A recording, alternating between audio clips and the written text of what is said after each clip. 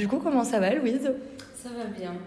Est-ce que ça te dit de te présenter, de me dire qui tu es, qu'est-ce que tu fais ici? Ok. Alors, je m'appelle Louise, j'ai 21 ans.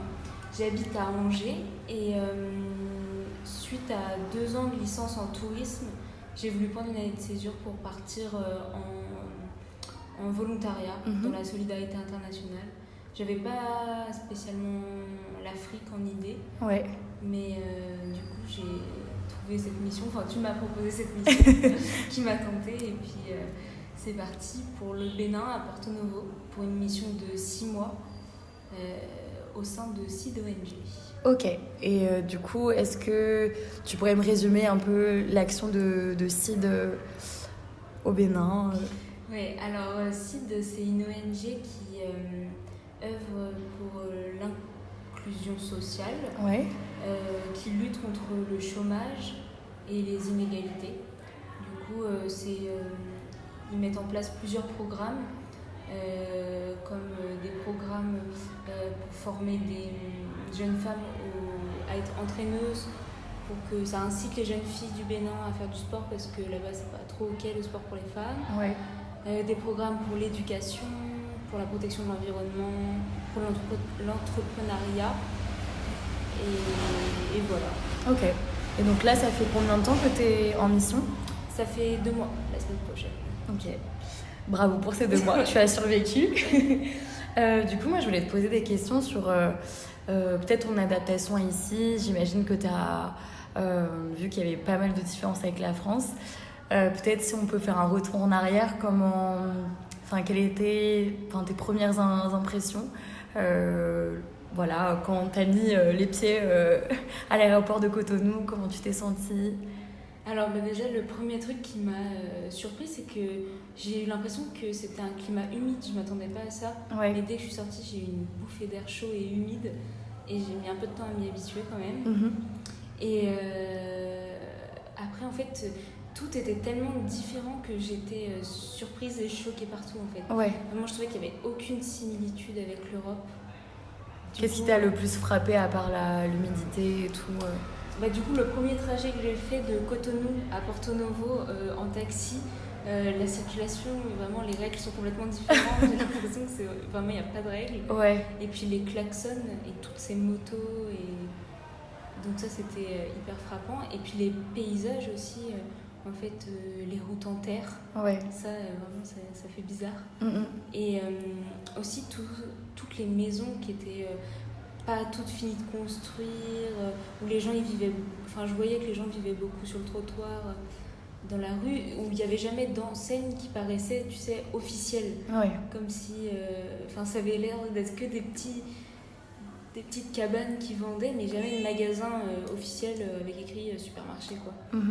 Ouais. Du coup, ça, c'était un peu dingue au début. Et puis, au fil des jours, il y avait toujours plus de trucs qui me surprenaient. Ouais. Un truc, je sais, qui m'a vraiment marqué, c'était les échafaudages. Ouais. Qui sont, tu sais, en bois, fabriqués à la main, tenus avec des ficelles. Ouais. Et du coup, je me suis dit, mais mon Dieu, ils sont fous de monter là-dessus. Ouais. Et du coup, donc là, quand t'es arrivée, t'as eu ces impressions-là. T'as vu que c'était beaucoup de commerce informel, etc., que les gens étaient souvent dehors, au lieu d'être à l'intérieur chez eux, quoi. Et est-ce que, au début, ça a été difficile, justement, pour toi de te dire, ok, c'est mon nouvel environnement de vie? Oui. Au début, ça a été difficile, mais ça n'a pas duré longtemps, ça a duré 1 semaine. Ouais. Parce que je trouve que quand même, on s'habitue vite à ce qu'on voit. Ouais. Enfin, il y a d'autres difficultés qui arrivent après, mais en fait, t'es 24 heures sur 24 dedans, donc tu t'habitues vite finalement.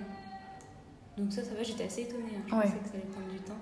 Mais maintenant, pour moi, c'est absolument normal de voir 5 personnes sur un scooter, dont 3 enfants et avec 6 valises, quoi. Ouais. Donc ça va. Ok. Mais je réfléchis à ce qui me choque encore. Après, je sais qu'on en avait parlé aussi, mais le référentiel que tu as, c'est l'Europe. Même si tu as voyagé dans d'autres pays en Europe, j'imagine qu'en Europe, tout est assez similaire. Du coup, ici, est-ce que tu avais eu tendance au début à comparer avec tes autres expériences à la France, à ton quotidien à Angers ou pour toi c'était plus un nouveau chapitre et du coup tu commençais de zéro quoi? Ouais, je m'étais un peu formatée à surtout arriver et ne pas comparer parce que de toute façon, je pense que la comparaison, elle est tellement. Enfin, elle sert à rien quoi. Ouais. Du coup, quand je suis arrivée ici, j'étais vraiment dans l'optique de rien comparer, juste de vivre ce que je vivais sur l'instant présent sans comparer à l'Europe parce que. Enfin, je trouve que ça sert à rien là. Ouais. Et sinon, un autre truc qui m'a beaucoup frappé, c'était l'appellation Yovo pour désigner les Français et les Blancs. Et si, je te l'ai déjà raconté Mathilde, mais les bébés qui se mettent à pleurer quand tu t'approches d'eux, parce qu'ils ont jamais vu blanc, ça fait un peu bizarre au début. Et au début, c'est un peu difficile quand même l'appellation Yovo, un peu oppressant que tout le monde te regarde dans la rue et que tu sens que tu passes pas inaperçu. Mais on s'y fait quand même. Ouais. Et je trouve ça intéressant que tu dises que ça sert à rien de comparer avec la France. Pourquoi pour toi c'est une perte de temps de comparer? En fait, c'est que c'est tellement différent que je vois même pas comment on peut comparer. Et puis, je pense que ça met juste dans la nostalgie et l'inconfort, tu sais, de penser à ce que tu avais de plus en France. Enfin, ça sert à rien d'y penser, maintenant t'es là, donc tout ce que tu peux faire, c'est vivre avec ce que t'as là, quoi. Mais pareil, enfin, je peux pas, à chaque fois que je vais m'acheter des bananes en bas de la rue, penser à qu'est-ce que c'était bien quand j'allais dans un supermarché avec la clim pour m'acheter mes bananes. Enfin, ça n'a aucun sens, quoi. Non, je comprends. Et ce qui est aussi hyper intéressant, c'est que là, dernièrement, à Porto Novo, il s'est passé plein d'événements culturels, etc. Est-ce que tu peux me raconter un peu qu'est-ce que tu as vécu comme grands événements ici, qui sont propres au Bénin pour le coup? Alors, sur une semaine, c'était le festival international de Porto Novo. Et en même temps, le mardi de cette semaine-là, il y avait la journée internationale du vaudou. Ça n'avait rien à voir les deux, mais du coup, ça se chevauchait. Et du coup, pendant cette journée internationale du vaudou, j'ai pas pu le faire toute la journée, donc j'ai pas eu toutes les explications de ce que c'était, mais il y avait, je crois que c'est des gens qui mettent un costume et qui représentent leurs morts, leurs proches qui sont décédés et qui dansent pour eux. En fait, c'est ça, je crois que c'est des représentants de la mort. Et, mais j'ai pas les noms, c'est dommage que j'ai pas les noms de c'est pas grave. De ces créatures, je sais pas si on peut appeler ça des créatures, de ces entités. C'est comme j'imagine des représentations symboliques, des esprits, etc. Il y a eu une danse où il y avait un monsieur qui faisait tourner une cape et en fait il y avait une foule autour de lui et des fois il partait dans la foule en tournant avec sa cape et tout le monde partait en courant. Parce que s'il te touchait avec sa cape, t'étais maudit. Du coup, c'était comme une cérémonie. Il y avait de la musique et puis quand il allait dans la foule, tout le monde partait en courant. Donc c'est un peu impressionnant. Ça devait être impressionnant. Et sinon, pour le Festival international de Porto Novo, c'était super chouette. On a vu plein de concerts, on a vu de la danse, où c'était que des petites jeunes filles qui dansaient, avec un petit garçon qui devait pas avoir plus de 6-7 ans, qui jouait du tambour. Et c'était super chouette. Trop bien. Mais ça a dû être hyper riche pour toi d'être un peu en immersion avec ces aspects culturels, la fête du vaudou, le festival, les danses traditionnelles, les musiques. T'as dû vraiment tout découvrir d'un coup là. C'est ça. Et puis en plus, il y avait plein de petits stands à côté. Du coup, on a pu goûter de la bière de Mille. Donc c'était de la bière complètement noire. Donc ça, c'était super chouette. Il y avait plein de petits artisans en fait qui nous montraient ce qu'ils faisaient aussi à côté.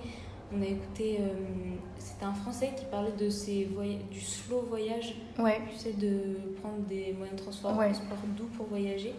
Donc c'était plein de petites interventions comme ça, super chouettes. Et puis on a vu aussi le défilé des masques. Là, c'était incroyable. C'était des masques en bois. En fait, ils n'étaient pas tous masqués, mais c'était plus, ça s'appelle le défilé des masques, mais c'est des costumes en fait, des grandes échasses, je sais pas, qui devaient faire 3 mètres, et ils dansaient ensemble en échasse. Il y a eu une danse de femmes avec des costumes d'Amazon. Je suis arrivée à la fin, donc j'ai pas tout vu.